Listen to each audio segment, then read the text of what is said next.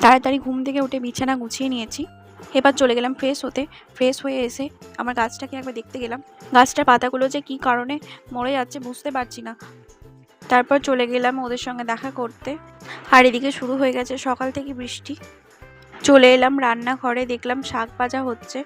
এদিকে বসিয়েছিলাম পটল চিংড়ি, তার জন্য পটলগুলো ভেজে নিয়েছিলাম। আর একদিকে কড়াইয়ে তেল দিয়ে গোটা গরম মশলা, তেজপাতা আর গোটা জিরে ফোড়ন দিয়ে পেঁয়াজগুলোকে দিয়ে দিয়েছিলাম ভাজতে।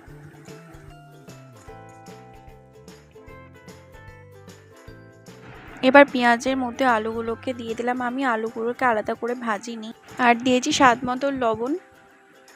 এদিকে আমি চিংড়ি মাছটাকেও একটু ভাজতে দিয়েছি।